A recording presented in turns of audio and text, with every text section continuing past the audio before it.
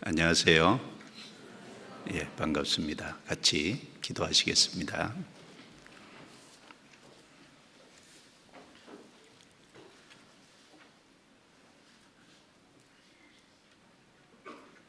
은혜와 사랑이 풍성하신 우리 아버지 하나님, 허물과 죄 가운데 살아가던 저희들을 구원해 주시고 하나님의 거룩한 자녀로 삼아 주신 은혜 진심으로 감사합니다. 또 연약하고 허물된 것이 많음에도 불구하고 변함없는 주의 사랑으로 붙잡아 주시고 인도해 주시고 보호해 주시고 공급해 주셔서 몸된 교회 안에 주님께 쓰임받고 생을 살 수 있도록 도와주신 은혜도 참으로 감사합니다. 오늘 주님의 보혈로 구원받은 귀한 형제 자매들을 한자리에 모아주시고 또 주님의 말씀으로 거룩한 교제를 하게 해주신 주님 감사합니다. 이 시간을 통해서 하나님의 선하시고 기뻐하시고 온전하신 뜻이 무엇인지 더욱 분별케 도와주시고 우리 신앙에 유익이 되고 도움이 되는 시간이 되게 해 주옵소서.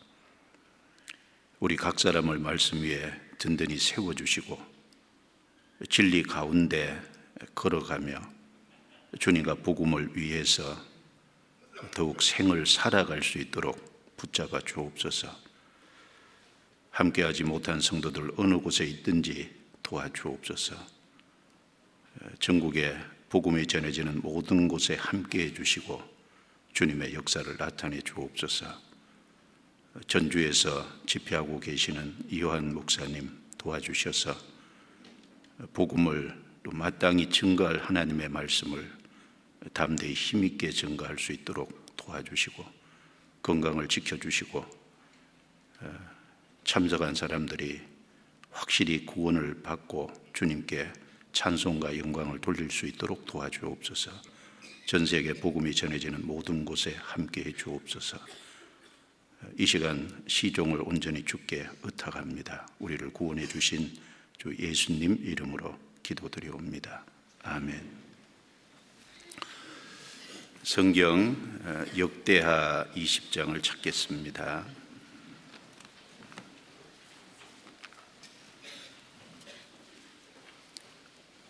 역대하 20장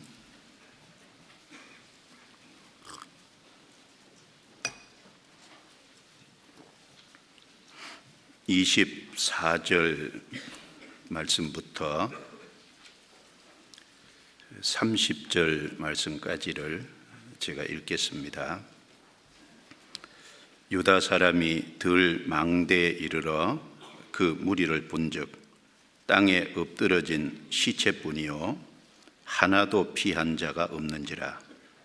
여호사밧과 그 백성이 가서 적군의 물건을 취할새 본즉 그 가운데 재물과 의복과 보물이 많이 있는 고로 각기 취하는데 그 물건이 너무 많아 능히 가져갈 수 없을 만큼 많으므로 사흘 동안에 취하고 제4일에 무리가 브라가 골짜기에 모여서 거기서 여호와를 송축한지라. 그러므로 오늘날까지 그곳을 브라가 골짜기라 일컫더라. 유다와 예루살렘 모든 사람이 여호사밧을 손들어 즐거이 예루살렘으로 돌아왔으니 이는 여호와께서 저희로 그 적군을 이김을 인하여 즐거워하게 하셨습니다. 무리가 비파와 수금과 나팔을 합주하고 예루살렘에 이르러 여호와의 전에 나아가니라. 이방 모든 나라가 여호와께서 이스라엘의 적군을 치셨다 함을 듣고 하나님을 두려워한 거로 여호사밧의 나라가 태평하였으니 이는 그 하나님이 사방에서 저에게 평강을 주셨음이더라. 거기까지입니다.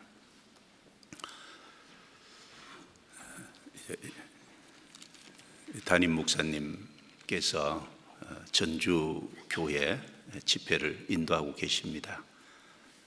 끝까지 좀 같이 기도해 주시면 좋겠습니다. 이 역대하 20장 말씀을 오늘 중심으로 좀 살펴볼 텐데요. 이 역대하 20장 내용은 모압과 암몬 그리고 에돔 세 국가가 연합을 해서 남유다를 침략해 왔을 때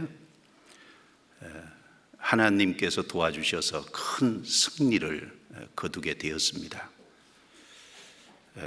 여기 큰 승리 이후에 재물과 의복과 보물 이런 전리품을 취하는데 무려 3일에 걸쳐서 전리품을 취했다고 했고 너무나도 큰 승리를 거둔 겁니다. 그래서 제4일에 하나님께 찬양을 드렸다는 내용입니다. 그래서 그곳 이름을 가리켜서 브라가 골짜기, 브라가라는 뜻이 송축이라는 뜻입니다. 그래서 송축의 골짜기 이렇게 이제 불렀다라는 겁니다. 그 남유다는 그 전쟁이라는 큰 위기, 일종의 골짜기죠. 어려움 속에서 하나님의 도우심으로 큰 승리를 얻고 결국은 송축을 하게 됐습니다. 이제 그래서 이 본장을 자세히 좀 살펴보면 어떻게 하면은 그리스도인이 승리의 삶, 송축의 삶을 살 수 있는지 그 답을 말씀을 하고 있습니다. 그래서 오늘 제목을 승리와 송축의 삶의 비결 이런 제목으로 좀 말씀을 드려보겠습니다. 역대하 20장 이 전체 내용을 좀 구체적으로 자세히 아는 것이 좀 필요하기 때문에요. 그 내용을 먼저 구체적으로 좀 살펴보고 그리고 이제 승리의 삶, 송축의 삶 살기 위해서 우리에게 필요한 것이 뭔지 한 4가지 정도 좀 요약을 해서 많이 있겠지만 좀 교훈을 받아보려고 합니다. 먼저 본장의 내용을 좀 구체적으로 살펴보겠습니다. 역대하 20장 1절부터 보겠습니다. 1절, 2절. 그 후에 모압 자손과 암몬 자손이 면 마온 사람과 함께 와서 여호사밧을 치고자 한지라. 혹이 와서 여호사밧에게 고하여 가로되 큰 무리가 바다 저편 아람에서 왕을 치러 오는데 이제 하사손 다말 곧 엔게디에 있나이다. 남유다 6번째 여호사밧 왕 치세 때입니다. 모압 그리고 암몬, 면 마온 사람이 연합해서 그 남유다를 침략을 했습니다. 여기에 면 마온이라고 할 때 이 마온이라는 곳이 페트라라는 도시 바로 옆에 있는 도시이기 때문에 이 면 마온은 에돔이라는 국가를 가리킵니다. 그러니까 모압과 암몬과 에돔 이 세 국가가 연합해서 이스라엘을 치러 왔는데 세 국가가 연합해서 치러 왔으니까 여기 큰 무리라고 한 것처럼 아마 군사의 수가 상당히 많았던 것 같습니다. 3절 여호사밧이 두려워하여 여호와께로 낯을 향하여 간구하고 온 유다 백성에게 금식하라 공포하며 유다 사람이 여호와께 도우심을 구하려 하여 유다 모든 성읍에서 모여와서 여호와께 간구하더라. 여호사밧이 여호와의 전 셋들 앞에서 유다와 예루살렘의 회중 가운데 서서 가로되 우리 열조의 하나님 여호와여 주는 하늘에서 하나님이 아니시나이까 이방 사람의 모든 나라를 다스리지 아니하시나이까 주의 손에 권세와 능력이 있사오니 능히 막을 사람이 없나이다. 건너뛰어서 12절 13절은 같이 읽죠. 우리 하나님이 저희를 징벌하지 아니하시나이까 우리를 치러 오는 이 큰 무리를 우리가 대적할 능력이 없고 어떻게 할 줄도 알지 못하고 오직 주만 바라보나이다 하고 유다 모든 사람은 그 아내와 자녀와 어린 자로 더불어 여호와 앞에 섰더라.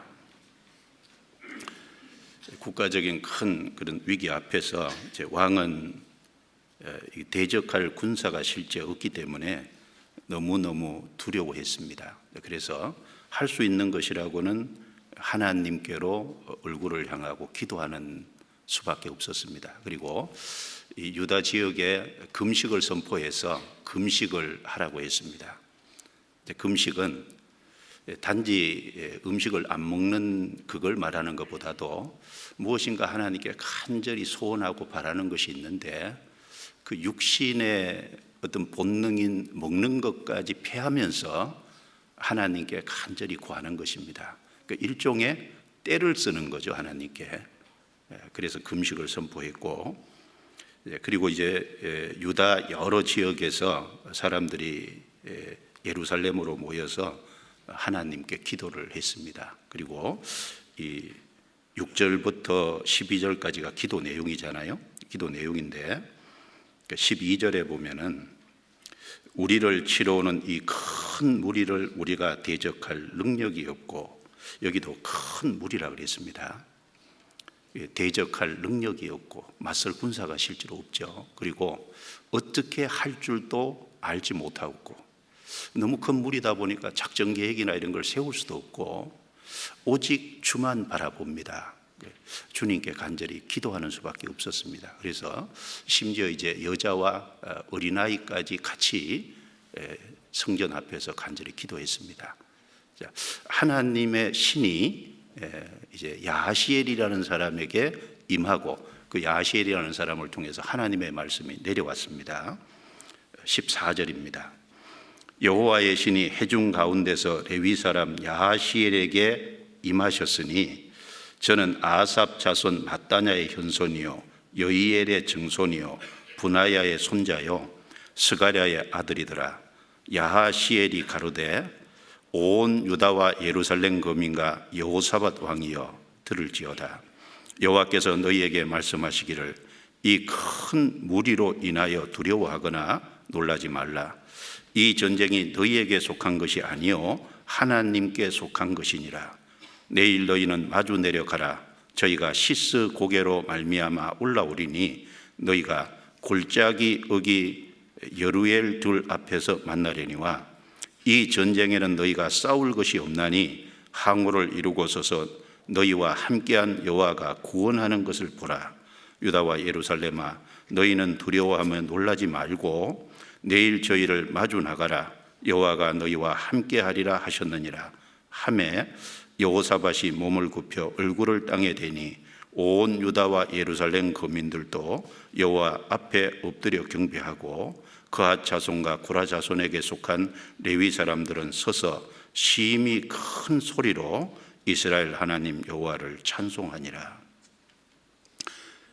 이제 야하시엘이라는 사람에게 하나님의 신이 임해서 말씀이 내려왔는데 이 요지는 이 전쟁은 너희에게 속한 것이 아니라 하나님께 속한 전쟁이니까 하나님께서 함께 하셔서 싸워주시겠다는 약속의 말씀이고, 단지 이스라엘 백성들이 해야 될 일은 항우를 이루고 서서 하나님이 어떻게 구원하시는지 지켜보기만 하면 된다는 말씀이었습니다.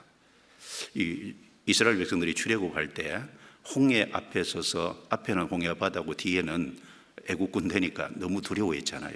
그때 하나님께서 모세를 통해서 말씀하시기를 너희는 두려워하지 말고 가만히 서서 여호와께서 너희를 위해서 너희를 어떻게 구원하시는지 행하시는지 보라 라고 했는데 그때처럼 지켜보기만 하면 된다는 겁니다. 그래서 그 약속을 받고 여호사밧하고 이제 백성들이 몸을 굽혀서 하나님께 경배를 했습니다. 그리고 레위 사람들은 큰 소리로 하나님께 찬양을 드렸습니다. 그리고 20절입니다. 이에 백성들이 일찍이 일어나서 드고와 들로 나가니라. 나갈 때에 여호사밧이 서서 가로되 유다와 예루살렘 거민들아 내 말을 들을지어다. 너희는 너희 하나님 여호와를 신뢰하라. 그리하면 경고히 서리라. 그 선지자를 신뢰하라. 그리하면 형통하리라. 다음날 아침이 일찍 일어나서 드고와 들로 나갈 때 여호사밧이 백성에게 부탁하고 권고를 했죠. 부탁하기를 너희는 너희 하나님 여호와를 신뢰하라. 그리하면 경고히 서리라. 그 선지자를 신뢰하라. 그리하면 형통하리라. 왜 그 선지자를 신뢰하라 그랬을까요? 하나님이 야에시엘이라는 레위 사람인 동시에 하나님이 선지자로 쓰셨잖아요. 그 선지자를 통해서 하나님의 말씀이 내려왔기 때문에 그 선지자를 신뢰해야 그 사람을 통해서 주신 하나님의 말씀을 신뢰할 수 있잖아요. 그러니까 여기 여호사밧 왕이 백성들에게 부탁한 얘기는 딱 두 가지입니다. 하나님을 신뢰하고 말씀을 신뢰하라는 겁니다. 그렇게 되면은 경고하고 그리고 형통하게 될 것을 부탁을 했습니다. 그리고 전쟁에 나갔죠. 21절. 백성으로 더불어 의논하고 노래하는 자를 택하여 거룩한 예복을 입히고 군대 앞에서 행하며 여호와를 찬송하여 이르기를 여호와께 감사하세. 그 자비하심이 영원하도다 하게 하였더니 그 노래와 찬송이 시작될 때에 여호와께서 복병을 두어 유다를 치러 온 암몬 자손과 모압과 세일산 사람을 치게 하심으로 저희가 피하였으니 곧 암몬과 모압 자손이 일어나 세일산 거민을 쳐서 진멸하고 세일 거민을 멸한 후에 저희가 피차에 살육하였더라. 유다 사람이 들 망대에 이르러 그 무리를 본즉 땅에 엎드러진 시체뿐이요 하나도 피한 자가 없는지라.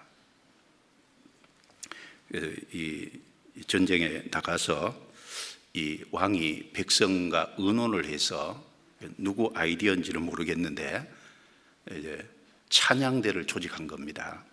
노래하는 자를 특별히 구별을 하고 그리고 그 찬양하는 분들에게 거룩한 옷을 지어서 딱 입히고 그리고 이제 군대 앞에서 행하면서 찬송을 하게 했는데 그 찬송의 내용이 여호와께 감사하세.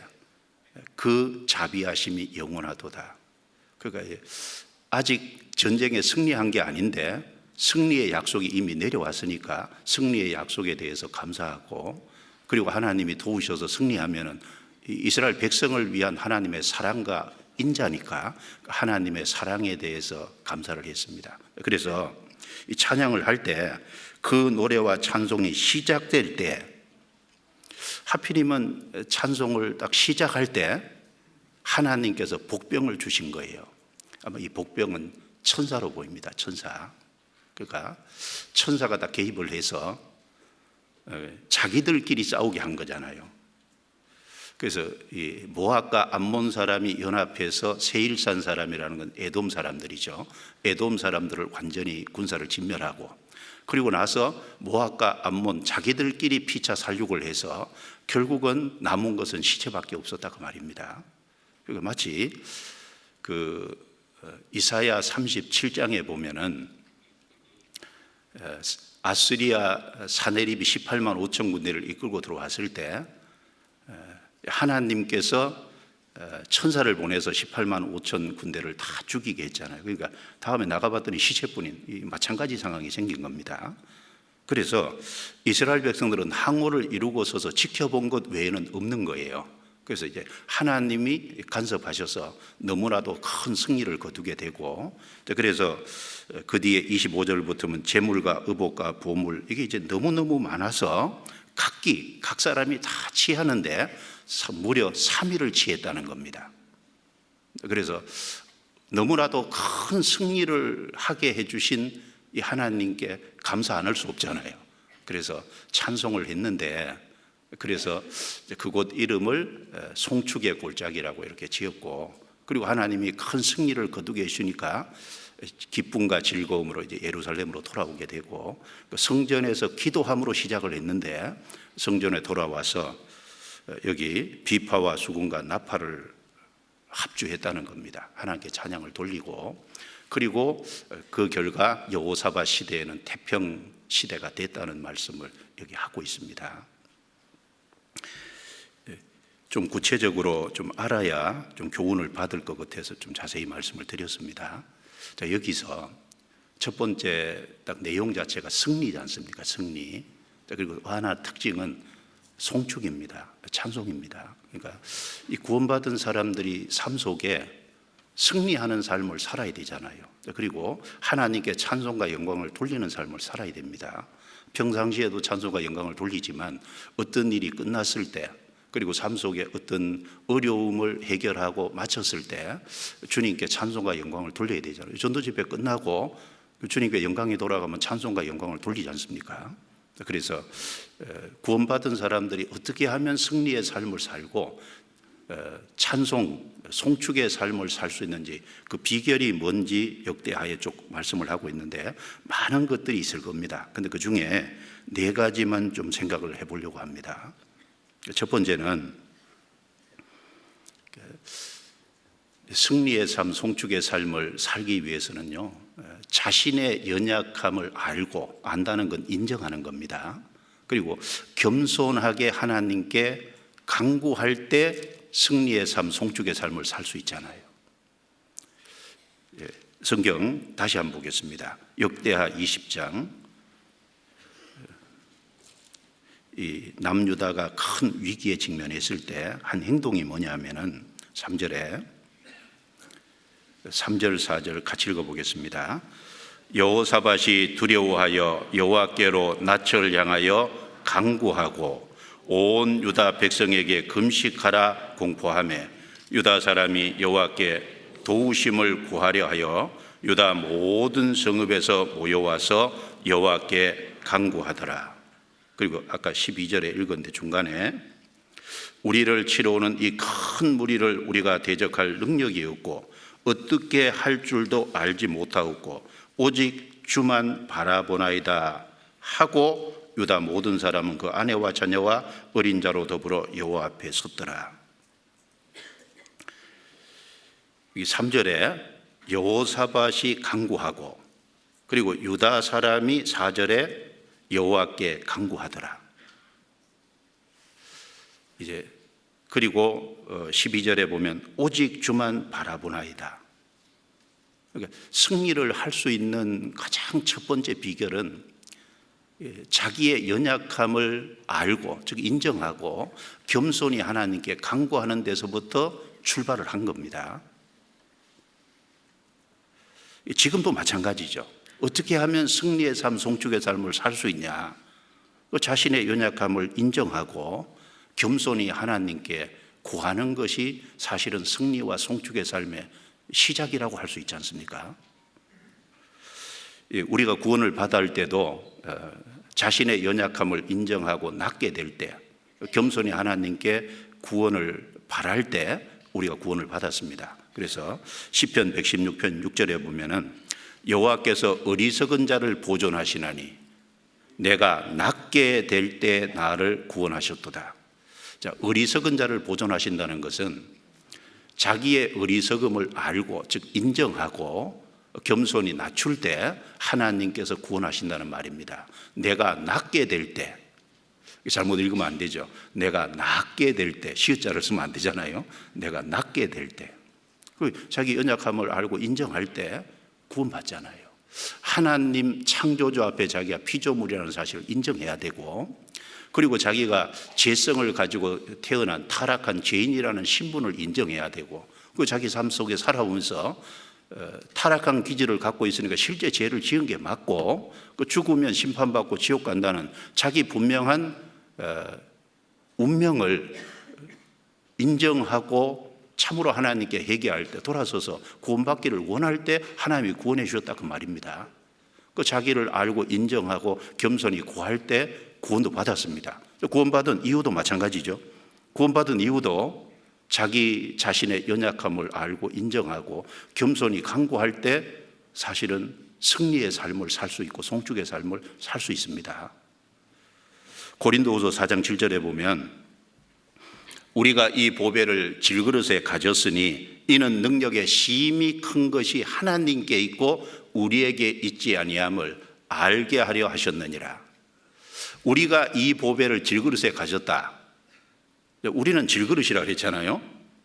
우리가 보배를 가졌다고 할 때 보배가 뭘까요? 우리를 구원하신 복음이 보배잖아요. 그리고 그 복음을 깨우칠 때 그 복음을 깨우치게 해주신 분이 성령이시고 그 깨우치게 해주신 동시에 그 성령께서 우리 영혼 속에 들어오시지 않습니까?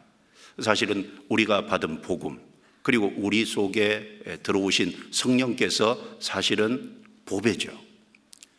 이는 능력의 심히 큰 것이 하나님께 있고 우리에게 있지 아니함을 알게 하려 함이니라.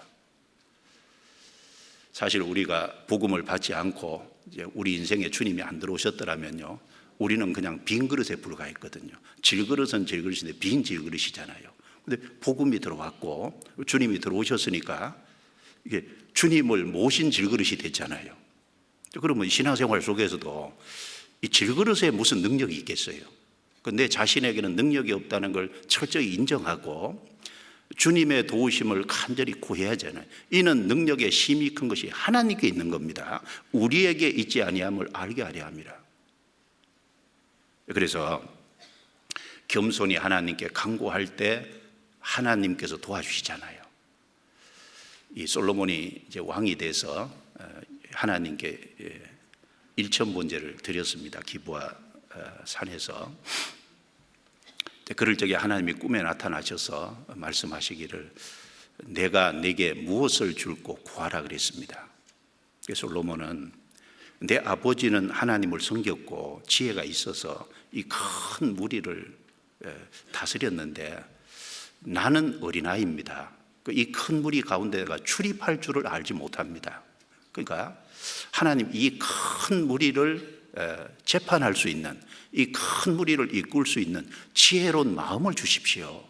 자기 자신의 연약함을 인정했죠. 나는 어린아이라 그랬습니다. 아마 솔로몬이 그게 진심이었을 거예요. 아버지가 이스라엘 나라를 잘 통치했는데 근데 이제 그 왕위를 물려받고 보니까 그걸 어떻게 할 줄을 알지 못하는 답답한 것이 있잖아요. 그래서 하나님께 간절히 구하고 백성을 다스릴 수 있는 지혜로운 마음을 달라고 그랬잖아요. 하나님께서 능력도 주시고 지혜도 주시고 그리고 이제 구하지 않은 부와 수도 하나님이 주셨다고 했습니다.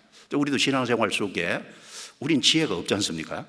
야고보서 1장 5절에 말씀하기를 너희 중에 누구든지 지혜가 부족하거든 모든 사람에게 후히 주시고 꾸짖지 아니하시는 하나님께 구하라 그리하면 주시리라.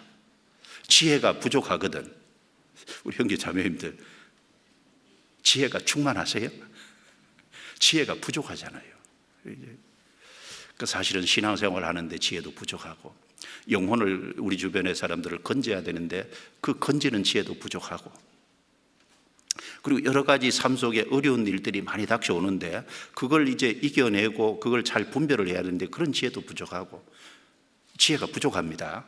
그러면 모든 사람에게 후히 주시고 일부의 사람에게가 아니죠. 구원받은 모든 사람에게 후히 주시고 꾸짖지 아니하시는 하나님께 구하라. 그 사람은 뭔가 줄 수 있는 능력이 없기 때문에 뭘 구할 적에 그걸 왜 나한테 구하냐고 이제 그럴 수 있잖아요. 왜냐하면 사람은 능력이 없기 때문에. 근데 하나님은 그걸 왜 나한테 구하냐고 꾸짖지 않잖아요. 꾸짖지 않는 동시에 모든 사람에게 후히 주신다 그랬잖아요. 구하는 것 이상 넘치도록 주신다 그 말이지 않습니까? 그러면은 그렇게 구하기 위해서는 지혜가 부족하거든 자기 연약함을 알아야 되잖아요. 그러니까 솔로몬이 나는 어린아이라 자기 연약함을 인정하고 구했듯이 우리도 마찬가지입니다. 그래서 신앙생활 속에 제일 중요한 요소 중에 하나가 자기 자신을 바르게 아는 거예요. 성경 고린도후서 12장을 찾겠습니다. 고린도후서 12장.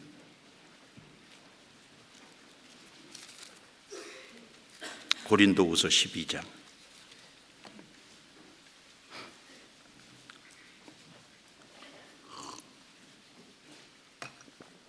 12장 7절부터 10절 제가 읽습니다. 여러 계시를 받은 것이 지극히 크므로 너무 자고하지 않게 하시려고 내 육체 가시 곧 사단의 사자를 주셨으니 이는 나를 쳐서 너무 자고하지 않게 하려 하심이니라. 이것이 내게서 떠나기 위하여 내가 3번 주께 간구하였더니 내게 이르시되 내 은혜가 내게 족하도다. 이는 내 능력이 약한 데서 온전하여짐이라 하신지라. 이러므로 도리어 크게 기뻐함으로 나의 여러 약한 것들에 대하여 자랑하리니 이는 그리스도의 능력으로 내게 머물게 하려 함이라. 10절은 같이 읽습니다. 그러므로 내가 그리스도를 위하여 약한 것들과 능욕과 궁핍과 핍박과 곤란을 기뻐하노니 이는 내가 약할 그때 곧 강함이니라. 너무 자고하지 않게 하시려고 가시를 주셨다 그랬는데 자고라는 말이 스스로 높이는 거지 않습니까? 바울이 교만했기 때문에 가시를 준 게 아니라 교만할 수 있는 가능성이 있기 때문에 교만을 방지하기 위해서, 예방하기 위해서 하나님이 특별히 가시를 줬습니다. 바울은 받은 것이 너무 많잖아요. 그래서 가시는 아프기는 하지만 죽지는 않잖아요. 우리 인생에 하나님이 가시 주는 게 있습니다. 참 고통스러운 게 틀림없는데 죽지는 않지 않습니까? 하나님이 가시를 줬어요. 그래서 바울은 이것이 혹시 전도되는데 방해될까 싶어서 3번 죽게 간절히 구했다는 거예요. 근데 하나님의 응답이 내려오기를 내 은혜가 내게 족하도다. 지금까지도 항상 좋게 왔고 앞으로도 족할 거라는 거죠. 이는 내 능력이 약한 데서 온전하여짐이라. 그러니까 약한 데서 온전하여짐이라. 약할 때 주님이 능력이 나타나는 거예요. 어떻게 해요? 자기 약함을 인정하고 겸손히 하나님께 구할 때 그때 능력이 임한다 그 말이잖아요. 그래서 바울이 그 말씀을 받고서 도리어 크게 기뻐했다 그랬습니다. 그래서 그러므로 내가 그리스도를 위하여 약한 것들과 능욕과 궁핍과 핍박과 곤란을 기뻐하노니 이것이 자랑할 것이 못 되잖아요. 그런데 인생 속에 많은 어려움인데 이런 것들을 오히려 자랑했다. 이는 내가 약할 그때 곧 강함이니라. 역설적이지 않습니까? 약할 때 강해지는 거예요. 그러니까 약함을 인정하고 겸손히 하나님께 간구할 때 그리스도인은 강할 수 있습니다. 자기 스스로 강한 것은 결국 꺾어지는 겁니다. 그런데 자기의 연약함을 인정하고 낮춰서 주님께 간구해서 주님의 능력으로 강해진 것은 꺾을 수 없잖아요. 그 진짜 강한 거지 않습니까? 그래서 우리가 어떻게 하면은 그 승리의 삶, 송축의 삶을 살 수 있느냐? 자기를 인정하라는 겁니다. 그리고 겸손히 하나님께 간구하는 거예요. 성경 몇 구절 한번 보겠습니다. 시편 25편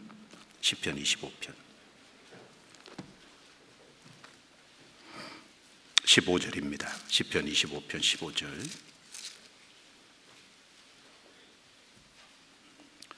15절. 같이 읽어보겠습니다.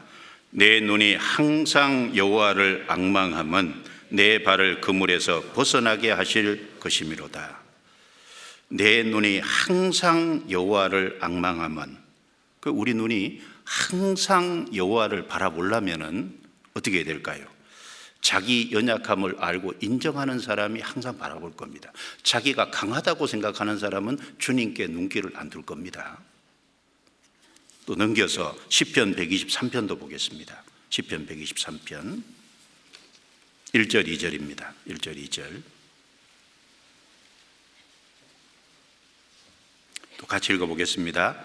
하늘에 계신 주여, 내가 눈을 들어 주께 향하나이다. 종의 눈이 그 상전의 손을, 여종의 눈이 그 주모의 손을 바람같이 우리 눈이 여호와 우리 하나님을 바라며 우리를 긍휼히 여기시기를 기다리나이다. 내가 눈을 들어 주께 향하나이다. 그 주님을 바라보는데 어떤 심정으로 바라보냐? 종의 눈이 상전의 손을 바람같이 여종의 눈이 그 주모의 손을 바라본같이 바란다는 거예요. 그리고 기다린다는 겁니다. 과거의 종은 주인이 하나의 소유물에 불과했습니다.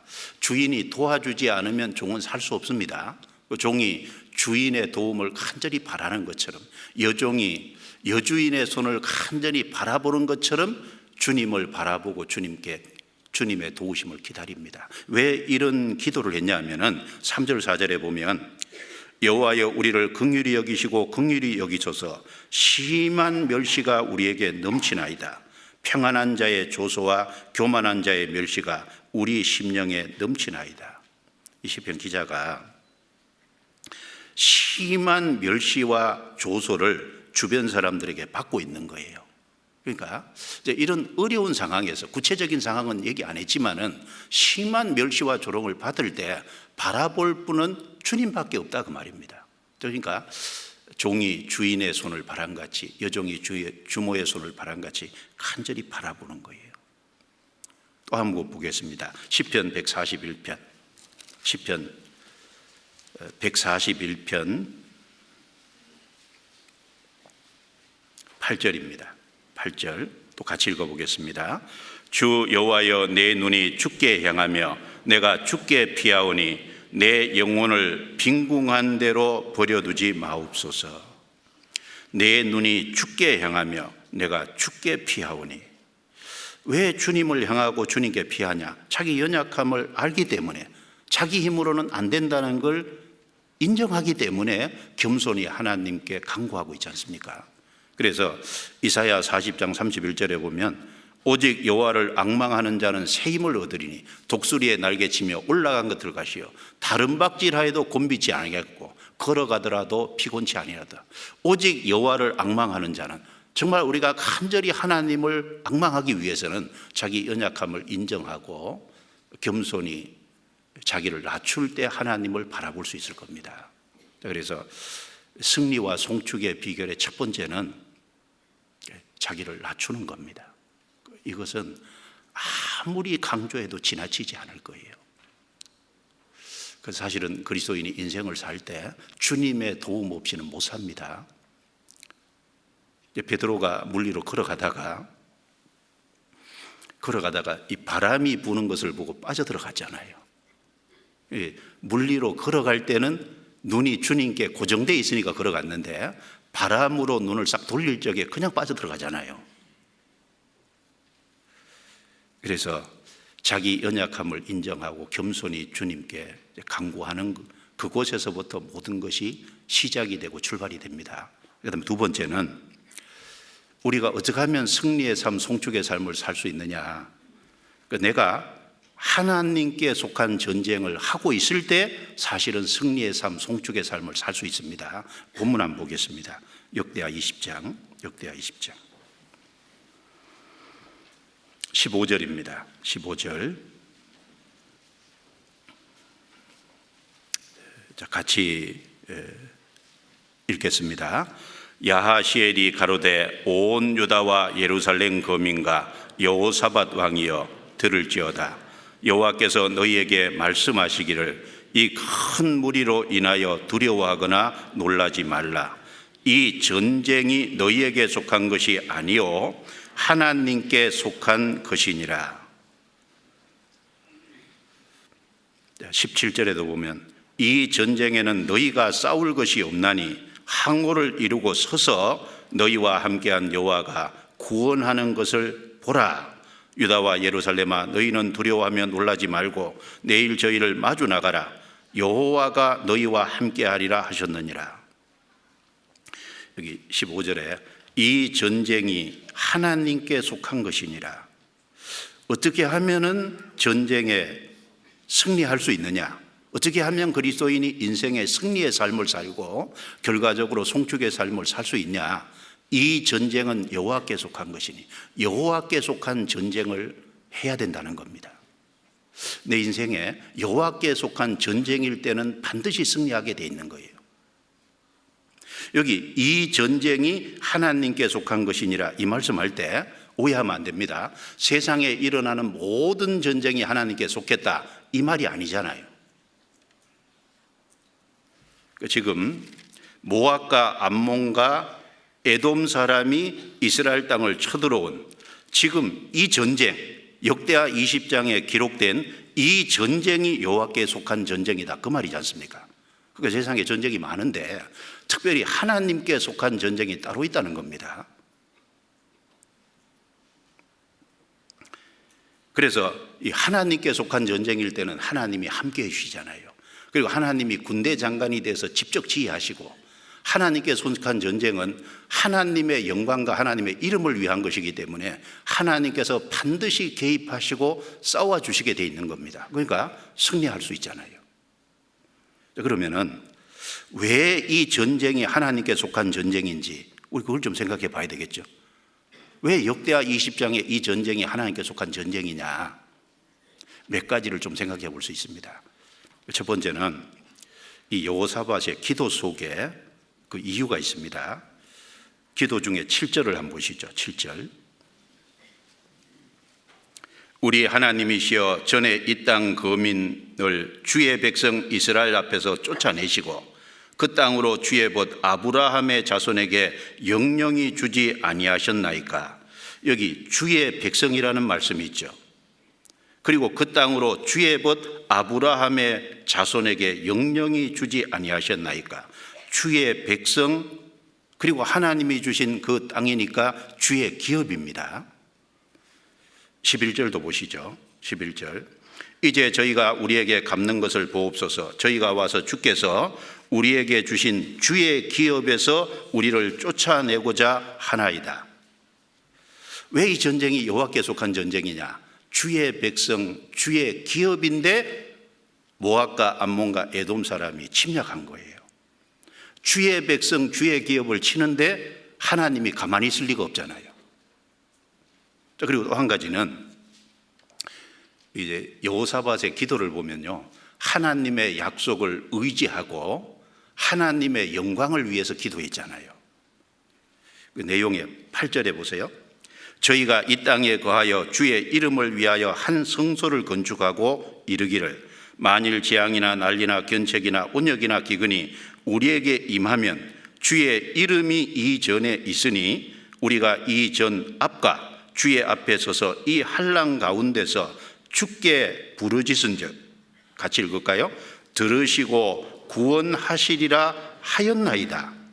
하나님이 약속했지 않습니까? 한 성소를 건축하고, 이 예루살렘에 성전 건축하는 이 장소는 하나님이 지정해 준 거잖아요.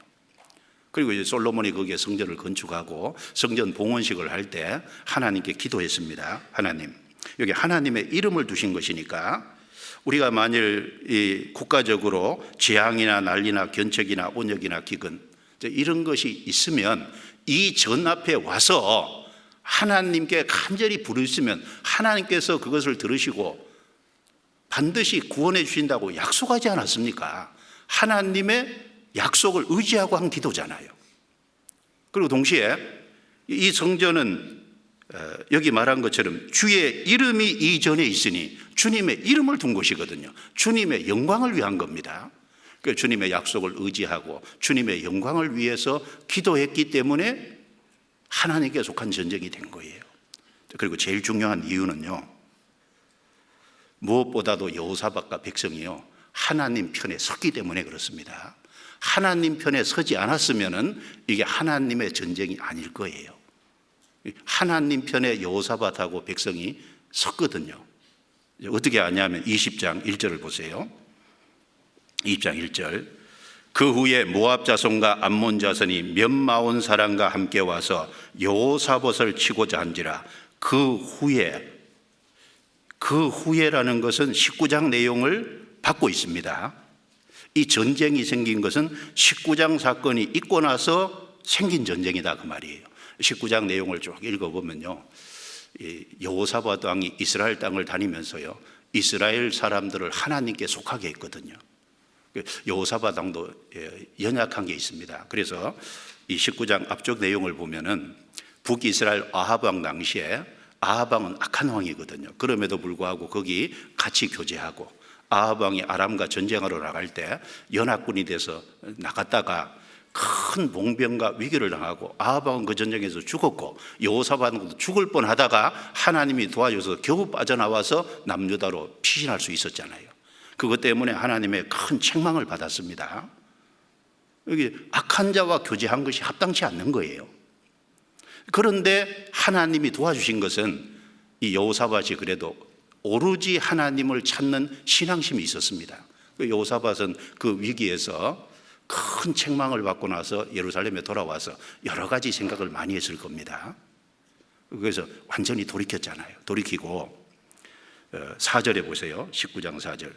여호사밧이 예루살렘에 거하더니 나가서 브엘세바에서부터 에브라임 산지까지 민간에 순행하며 저희를 그 열조의 하나님 여호와께로 돌아오게 하고 또 유다 온 나라 견고한 성에 재판관을 세우되 성마다 있게 하고 재판관에게 이르되 너희는 행하는 바를 삼가하라. 너희의 재판하는 것이 사람을 위함이 아니요 여호와를 위함이니 너희가 재판할 때 여호와께서 너희와 함께 하실지라. 그런 하나님의 책망을 징계를 받고 나서 브엘세바에서부터 에브라임 산까지 순행을 한 겁니다. 그리고 이스라엘 백성들 마음을 돌아오게 하고 그리고 이 견고한 성에 재판관을 다 세워서 하나님을 위한 올바른 재판을 하도록 한 겁니다. 그리고 8절에 여호사밧이 또 예루살렘에서 레위 사람과 제사장과 이스라엘 족장 중에서 사람을 세워 여호와께 속한 일과 예루살렘 거민의 모든 송사를 재판하게 하고 저희에게 명하여 가로되 너희는 여호와를 경외하고 충의와 성심으로 이 일을 행하라. 무릇 어느 성읍에 거한 너희 형제가 혹 피를 흘림이나 혹 율법이나 계명이나 율례나 규례를 인하여 너희에게 와서 송사하거든 저희를 경계하여 여호와께 죄를 얻지 않게 하여 너희와 너희 형제에게 진노하심이 임하지 말게 하라. 너희가 이렇게 행하면 죄가 없으리라. 여호와께 속한 모든 일에는 대제사장 아마랴가 너희를 다스리고. 그래서 특별히 예루살렘에서 이 제사장과 여러 사람들 중에서 재판할 수 있는 사람들을 세워서 이제 하나님께 속한 그리고 백성을 송사를 받는 재판을 하게 한 겁니다. 그러니까 19장 내용을 보면 여호사밧이 하나님의 징계 이후에 정말 바르게 살아보려고 이스라엘 땅을 순행하면서 이스라엘 백성들 그리고 예루살렘 안에서 하나님께 이스라엘 백성들을 바르게 세울 애를 많이 썼습니다. 그래서 20장 1절에 그 후에 이 전쟁이 있은 거예요. 그러니까 왜 하나님께 속한 전쟁이 됐냐 하면은 여호사밧과 백성이 누구 편에 섰어요? 하나님 편에 선 겁니다. 하나님 편에 섰기 때문에 하나님께 속한 전쟁이 되게 만든 거예요. 그러니까 크게 세 가지로 볼 수 있잖아요. 주의 백성, 주의 기업이기 때문에 하나님의 약속의 말씀을 붙잡고 주님의 이름과 영광을 위해서 주님께 간절히 기도했고 그리고 무엇보다도 여호사밧과 백성이 하나님 편에 속했다는 겁니다. 그러니까 이게 하나님께 속한 전쟁이 될 수밖에 없잖아요. 이 다윗도 골리앗 앞에 나갈 때 이 골리앗이 누굽니까? 이스라엘 백성들을 모독할 뿐 아니라 주의 백성을 모독하는 동시에 하나님을 모독했잖아요. 그러니까 다윗이 이 골리앗 앞에 나갈 때 얘기했어요. 당신은 칼과 창과 단창으로 내게 나오지만 나는 당신이 모욕하는 만군의 여호와의 이름을 의지하고 나는 당신께 갑니다. 하나님께서 블레셋을 이스라엘 손에 붙이실 겁니다. 그러면서 이 사무엘상 17장 47절에 보면 전쟁은 여호와께 속한 것인즉 그가 너희를 우리 손에 붙이시리라. 다윗도 전쟁은 여호와께 속했다. 바로 골리앗과 싸우는 그리고 블레셋과 싸우는 그 전쟁은 누구에게 속한 거예요? 하나님께 속한 전쟁이 됐습니다. 왜? 하나님의 이름을 위한 거니까. 그들은 하나님을 멸시했고 다윗은 하나님의 이름을 의지하고 하나님의 영광을 위해서 싸운 거니까 하나님을 위한 전쟁이 된 겁니다. 하나님께 속한 전쟁이 된 거잖아요. 이제 우리도 우리 삶에 과연 나는 하나님께 속한 전쟁을 지금 싸우고 있느냐? 그러면 하나님이 군대 장관이 돼서 도와주실 거예요. 지금도 마찬가지잖아요. 지금도 하나님께 속한 전쟁이 있습니다. 지금 이제 중동에서 이스라엘 땅에서 벌어지고 있는 아랍과 이스라엘의 전쟁은 명확하게 하나님께 속한 전쟁입니다. 왜 그렇죠? 비록 이스라엘 백성들이 그리스도를 배척해서 전 세계에 흩어지고 징벌을 받은 것은 사실이지만 지금 하나님께서 이스라엘을 회복하시는데 왜 회복하십니까?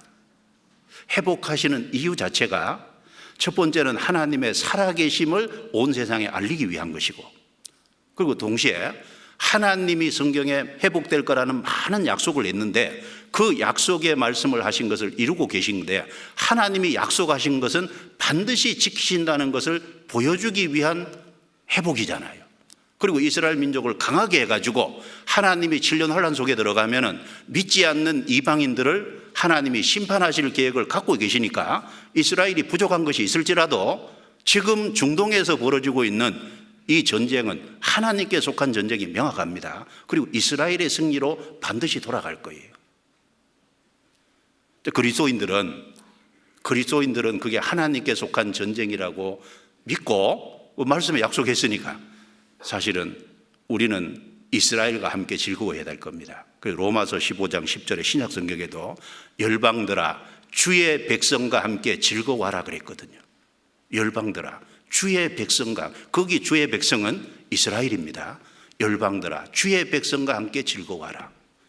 하나님이 회복하고 있는 것은 뭔가 하나님의 목적이 있기 때문에 회복하는 거예요. 지금 거기는 하나님께 속한 전쟁입니다. 자, 우리도 구원을 받아서 주의 백성, 주의 기업이 됐습니다. 그래서 요한일서 5장 19절에 보면은 우리는 하나님께 속하고 온 세상은 악한 자 안에 처한 것이라. 구원받은 사람은 하나님께 속한 사람이 됐습니다. 그래서 구원받은 사람이 싸우는 전쟁은 하나님께 속한 전쟁이 맞잖아요. 구원받은 사람을 괴롭히고 구원받은 사람을 핍박하고 구원받은 사람을 어려움을 주고 그것 자체는 사실은 하나님을 대적하는 거지 않습니까? 그래서 바울 사도 신약 성경 14권을 기록한 우리 구원받기 전에 담메색 도상에서 이제 꼬꾸라졌잖아요. 그때 하늘에서 음성이 있기를 사울아 사울아 왜 나를 핍박하느냐, 주여 니시오니까 나는 내가 핍박하는 예수라. 근데 바울 사도는 예수님을 직접 핍박한 적이 없잖아요. 예수 믿는 사람을 사실은 잡아가지고 오고 핍박하고 있잖아요. 나는 내가 핍박하는 예수라. 구원받은 사람을 핍박하고 어렵게 하고 그거 자체는 주님에 속한 거니까 그 주님을 핍박하는 것과 똑같잖아요. 우리는 구원을 받음으로 사실 주님께 속했고 주의 백성, 주의 기업이 됐습니다. 그럴 뿐 아니라 정말 우리의 삶 속에 승리하는 삶, 송축하는 삶을 살려면 어떻게 해야 될까요? 이스라엘이 하나님 편에 속해서 하나님께 속한 전쟁이 되게 했듯이 우리 삶도 하나님 편에 속해야 될 거예요. 하나님 편, 오른편에 내가 결정할 때 하나님께 속한 전쟁이 될 겁니다. 성경 한 곳을 보죠. 시편 118편 6절입니다.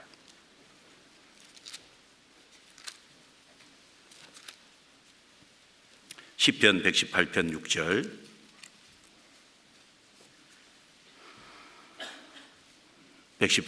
6절. 자, 같이 읽어보겠습니다. 여호와는 내 편이시라 내게 두려움이 없나니 사람이 내게 어찌할꼬. 시편 기자는 여호와는 내 편이시라 내게 두려움이 없나니 사람이 내게 어찌할꼬. 여호와는 내 편이시라. 참 마음에 흡족하고, 그리고 여호와는 내 편이 되면 얼마나 좋겠어요. 구원받아서 하나님이 내 편이 되신 게 맞다니까요. 그리고 실제 삶도 내가 주님 편에 설 때 주님이 내 편이 되실 거예요. 일화 하나를 소개하는데, 이 미국 남북전쟁 당시에 링컨 대통령 당시입니다. 북군과 남군이 싸울 때 링컨은 북군에 속했잖아요. 그런데 북군이 수도 많고 유리한데 남군에게 계속 패했지 않습니까? 왜냐하면은 리 장군이라는 이 남부 쪽에 아주 명장이 있었던 거예요. 그래서 계속 패하잖아요. 계속 패하니까 이 북군 쪽에 속한 한 교회 대표가 링컨에게 이런 말을 했다는 거예요. 각하, 하나님이 우리 편이 되어주셔서 북군이 승리하게 해달라고 나는 날마다 눈물로 간절히 기도하고 있습니다. 하나님이 내 편이 돼서 북군에게 승리하게 해달라고 날마다 눈물로 기도하고 있으니까 이길 겁니다. 그 말을 들은 링컨이 이런 말을 했다 그러죠. 그렇게 기도하지 마십시오. 그렇게 기도하지 말라 그랬어요. 하나님이 우리 편이 되어달라고 기도할 것이 아니라 내가 항상 하나님 편에 설 수 있도록 하게 해달라고 기도하세요. 내가 항상 하나님 편에 서게 해달라고 기도하세요. 그러면 하나님이 우리 편이 되실 겁니다. 여러분, 내가 하나님 편에 서 있지 않으면서 하나님이 내 편이 되어달라고 하는 건 안 맞는 얘기잖아요. 구원받아서 하나님께 속한 건 맞습니다. 그와 동시에 우리 삶 속의 삶을 하나님 편에 서야 되잖아요. 하나님 편에 정하고 하나님 편에 내가 속할 때 하나님도 내 편이 돼서 나와 함께 하시고 군대 장관이 돼서 싸워주실 거 아니에요. 구원받은 사람은 어떤 싸움이 있습니까? 크게 두 가지 싸움이 있잖아요. 이스라엘 백성들이 광야길을 갈 때 광야에서 아말렉과의 싸움이 있었고, 가나안 땅에 들어가서는 가나안 정복 전쟁이라는 땅을 기업을 얻는 싸움이 있었습니다. 아말렉과의 전투는 그리스도인의 삶 속에서 내 육신과의 싸움, 세상과의 싸움의 하나의 예표입니다. 구원받은 사람은 죄와 싸워 이겨야 되잖아요. 세상과 싸워서 세상에서 구별돼야 되잖아요. 그 싸움을 내가 싸우고 있다면 하나님이 내 편이 돼 주실 거예요. 그리고 신앙을 지키기 위해서 싸우고 있다면 틀림없이 하나님이 내 편이 되실 겁니다. 그와 동시에 기업을 얻는 전쟁은 마귀에게 빼앗긴 많은 영혼이 있는데 그 영혼을 구원해서 주님께 돌아오게 하면은 그 기업을 얻는 전쟁이잖아요. 그 하나의 예표입니다. 내가 정말 죄와 싸우고 있냐? 세상과 구별되기 위해서 내가 정말 싸우고 있냐? 그 주님이 그 싸움을 원하잖아요. 그 싸움이 있다고 말씀하셨잖아요. 그리고 영혼을 건지기 위한 참으로 그 전쟁을 내가 하고 있느냐? 그러면 하나님이 함께 하셔서 싸우실 겁니다. 그런데 내 육신을 위해서, 내 탐욕을 위해서, 내 만족을 위해서, 내 어떤 자기 자신의 어떤 욕구를 위해서 내가 싸우고 있다면 하나님이 안 도와주실 겁니다. 하나님이 내 편이 되실 수가 없어요. 그리고 역대하 20장 다시 넘겨보겠습니다. 역대하 20장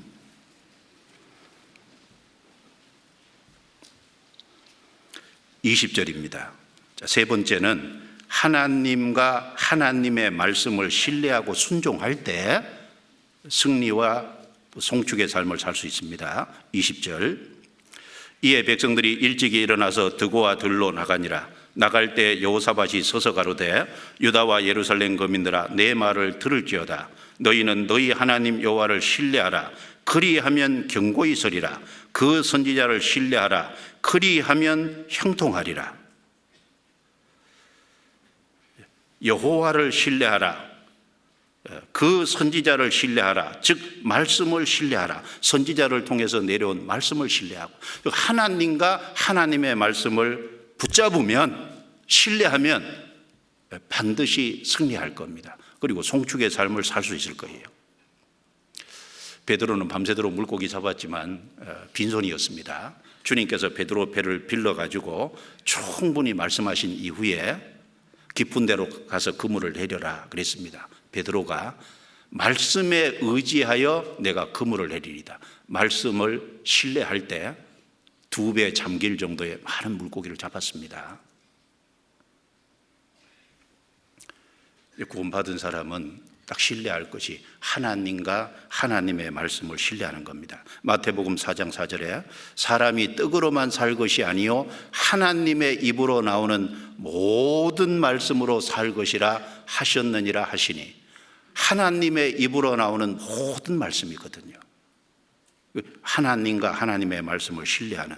데살로니가전서 2장 13절에 너희가 우리에게 들은 바 하나님의 말씀을 받을 때 사람의 말로 아니하고 하나님의 말씀으로 받음이니 진실로 그러하다.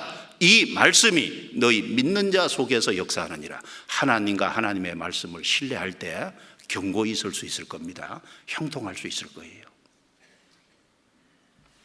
이 수요 말씀 들을 때, 또 주일 말씀 들을 때, 또 이제 각 모임에서 말씀을 들을 때, 개인적으로 성경을 읽을 때 모든 말씀으로 살 것이라 했으니까 하나님과 하나님께로 내려온 말씀을 딱 신뢰하고 그 말씀에 순종해 보세요. 말씀을 신뢰하고 순종할 때 거기에 승리가 있고 송축이 있지 않습니까?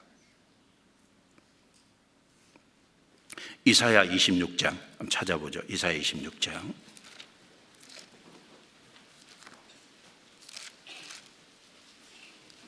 3절 4절입니다. 3절 4절. 자, 같이 읽어보겠습니다. 주께서 심지가 견고한 자를 평강의 평강으로 지키시리니 이는 그가 주를 의뢰함이니이다. 너희는 여호와를 영원히 의뢰하라. 주 여호와는 영원한 반석이시미로다. 주께서 심지가 견고한 자를 평강의 평강으로 지키시리니, 심지가 견고한 자를, 이 마음의 뜻, 의지가 견고하다는 건데, 심지가 견고한 사람은 어떤 사람일까요? 우리가 시편 25편, 시편 121편 아까 첫 번째 주제 얘기할 적에 말씀드렸는데, 눈이 항상 주님께 고정되어 있는 사람, 심지가 견고한 것은 그 눈을 허탄한 데 두지 아니하고 주님께로 눈이 다 고정되어 있는, 그래서 목표와 목적이 뚜렷한 사람, 어떤 역경과 어려움이 있어도 흔들리지 않고 요동하지 않는 사람, 어떤 역경과 어려움이 있어도 자기에게 주어진 일을 묵묵히 감당해내는 사람, 주님을 신뢰하는 사람은 그게 가능하잖아요. 우린 연약합니다. 연약하지만 흔들리더라도 다시 주님을 봐야죠. 심지가 견고한 자를 평강의 평강으로 지키, 이는 그가 주를 의뢰함이니이다. 하나님을 신뢰하고 말씀을 신뢰해서 하나님으로부터 내려온 말씀을 내가 순종할 때, 신뢰하고 순종할 때 거기에 하나님이 도와주시는 거예요. 승리하게 해주시는 겁니다. 그리고 마지막 역대하 20장 하나만 더 보겠습니다. 네 번째는 그 노래와 찬송이 시작될 때 하나님이 복병을 둬서 승리하게 해주셨다고 했습니다.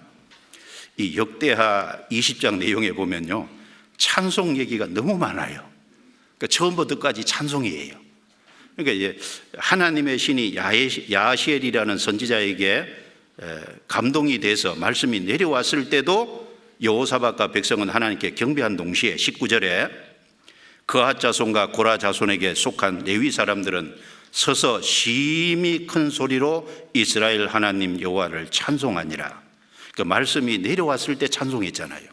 그리고 전쟁하러 나가서 21절입니다. 백성으로 더불어 의논하고 노래하는 자를 택하여, 찬양대를 따로 조직했죠. 거룩한 예복을 입히고 군대 앞에서 행하며 여호와를 찬송하여 이르기를 여호와께 감사하세. 그러니까 아직 승리하지 않았는데 승리하리라는 약속의 말씀이 주어져 있으니까 약속의 말씀을 붙잡고 반드시 승리할 거잖아요. 하나님 약속해 준 거니까. 이미 승리가 자기 것이 돼서 감사했잖아요. 결과가 안 주어졌는데 감사했잖아요. 왜? 하나님 말씀이니까. 약속의 말씀을 붙잡고 감사한 겁니다. 그리고 이 노래 내용이 그 자비하심이 영원하도다, 이것만 했겠어요? 여러 내용이 있을 건데 이게 제일 중요하다는 얘기지 않습니까? 그 자비하심이 영원하도다. 자비가 사랑입니다. 하나님은 우리를 사랑하셔서 구원해 주셨어요. 독생자를 주셨습니다. 우리 신앙생활 속에 부족한 것이 있지만 주님은 우리를 안 버리십니다. 주님은 우리를 정말 사랑하십니다. 어려움이 있을 적에 어려움은 있지만 지켜주시는 게 있잖아요. 그 주님의 백성을 향한 사랑을 노래했잖아요. 감사와 사랑을 노래한 겁니다. 약속의 말씀을 붙잡고 한 거예요. 그래서 22절에 그 노래와 찬송이 시작될 때 여호와께서 복병을 두어, 의도적이잖아요. 이런 사건이 실제 있었는데 이걸 그대로 기록을 해놨는데 그 노래와 찬송이 시작될 때, 하필이면 찬양대 찬송이 시작될 때 하나님이 개입하신 거예요. 하나님이 간섭하신 겁니다. 결국은 큰 승리를 거두게 됐고 결과적으로 3일 동안 엄청난 전리품을 취하고, 그다음에 26절에 제4일에 무리가 브라가 골짜기에 모여서 거기서 여호와를 송축한지라. 그러므로 오늘날까지 그곳을 브라가 골짜기라 일컫더라. 그래서 전리품 다 취하고 난 다음에도 찬양했고, 그 다음에 돌아오면서 즐거운 마음으로 돌아오는 동시에 28절에 무리가 비파와 수금과 나팔을 합주하고 예루살렘에 이르러 여호와의 전에 나아가니라. 그가 찬양하면서 돌아왔고, 그리고 성전에서도 찬양을 했겠죠. 그 찬양으로 시작해서 찬양으로 끝냈습니다. 우리 모임할 때 찬송으로 시작해서 마칠 때 찬송으로 끝나잖아요. 조모임, 구역 모임할 때 찬송으로 시작해서 찬송으로 끝납니다. 사실은 찬송할 때부터 하나님이 마음에 움직여 주시는 거예요. 그러니까 주일날 일찍 와서 중간에 들어오지 말고 찬송부터 해야 된다니까. 모임에 찬송부터 하면 찬송할 때 상당히 마음이 열려요. 그렇잖아요? 찬송할 때 은혜를 많이 받잖아요. 그러니까 말씀을 받을 때 그 사람은 훨씬 풍성하게 받을 수 있는 겁니다. 끝낼 때 찬송까지 앉아 있어요. 그렇죠? 찬송할 때 왜 나가? 찬송으로 시작해서 찬송으로 끝나잖아요. 그래서 실제 우리 삶에 여러 가지 어려움이 있을 때도 마찬가지입니다. 하나님께 먼저 약속의 말씀들이 있으니까 약속의 말씀을 붙잡고 하나님이 그렇게 해줄 것을 믿기 때문에 찬송하고, 먼저 하나님의 도와주실 것을 믿고 찬송하고, 그러면 결과가 나타날 때 좀 찬송하고, 전도할 때도 마찬가지죠. 하나님의 전쟁, 하나님께 속한 전쟁을 하니까 먼저 찬송하고, 그리고 또 결과가 나타나면 또 찬송하고. 그래서 우리 전도 집회 때 많은 역사가 있을 때 끝나면 하나님께 마음으로 찬송과 영광을 돌리잖아요. 우리가 구원받기 전에는요, 헛노래 불렀습니다. 구원받은 노래 이후에는 새 노래 부르잖아요. 그 새 노래, 구원과 관계된 새 노래를 부르지 않습니까? 그래서 시편 33편 1절에 보면 너희 의인들아 여호와를 즐거워하라.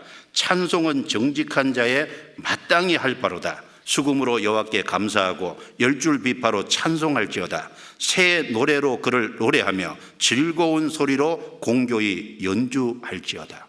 찬송은 정직한 자 의인의 마땅히 할 바로다. 근데 찬송하되 공교히 하라 그랬잖아요. 공교히 하는 건 마음이 들어가야 공교히 하는 겁니다. 적당히 하는 게 아니라 마음을 들여서 하라는 얘기예요. 그리고 히브리서 13장 5절에 이러므로 우리가 예수로 말미암아 항상 찬미의 제사를 하나님께 드리자. 이는 그 이름을 증거하는 입술의 열매니라. 그 이름을 증거하는 입술에 항상, 우리가 어떻게 항상 찬송을 드리길 수 있겠어요?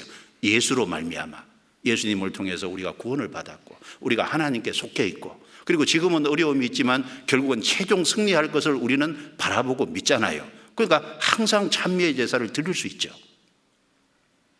그래서 요한계시록 19장 6절에 보면요, 천성에 올라갔을 때 어마어마한 찬송을 부르잖아요. 이 구원받은 사람이 아담부터 역사의 마지막까지 다 모여서 한꺼번에 찬송을 부른다고 생각해 봐요. 아마 그 찬송은 너무너무 웅장할 겁니다. 그래서 요한계시록 19장 6절에 보면 허다한 무리의 음성도 같고 많은 물소리도 같고, 그 다음에 큰 내성과 같은 소리로요 할렐루야 찬송하잖아요. 우리는 영원한 곳에 가서도 찬송할 겁니다. 근데 여기 특별히 찬송이 시작될 때 복병을 줬다 그랬습니다. 바울과 실라가 복음을 전하다가요 억울한 누명을 쓰고 빌립보 감옥에 갇혔어요. 바울과 실라가 한 일이 뭐죠? 기도하고 찬미하니까 하나님께서 옥문이 열리게 했잖아요. 착고가 풀어지게 했잖아요. 그리고 간수에게 복음 전할 길이 열렸지 않습니까? 찬송할 때 열린 거예요. 그래서 요한계시록 5장 8절에는 성도에게 있는 게 두 가지입니다. 금문고와 그리고 향이 가득한 금대접입니다. 금문고는 찬양할 때 쓰는, 노래 부를 때 쓰는 악기잖아요. 찬양이 있다는 거고, 또 하나는 향이 가득한 금대접. 향을 사르면 위로 올라가잖아요. 기도의 모습이잖아요. 그래서 구원받은 사람에게 찬양과 기도가 있습니다. 우리는 우리 자신이 연약함으로 자신을 겸손히 낮추고 하나님께 간구해야 됩니다. 자, 그리고 동시에 말씀이 내려왔을 때 그 하나님을 신뢰하고 약속의 말씀을 붙잡고 찬양할 때 하나님이 도와주실 겁니다. 결국은 최종 승리하게 하실 거예요. 그래서 이 역대하 20장 내용에 실제 사건인 동시에 이걸 여기다 자세히 기록해 놓은 것은 어떻게 하면은 승리하고 어떻게 하면은 송축의 삶을 살 수 있는지, 승리와 송축의 삶의 비결이 뭔지를 우리에게 가르쳐 주려고 기록해 놨을 겁니다. 네 가지를 살펴봤는데 마음에 좀 새기고 그 신앙에 도움이 되면 좋겠습니다. 기도하겠습니다.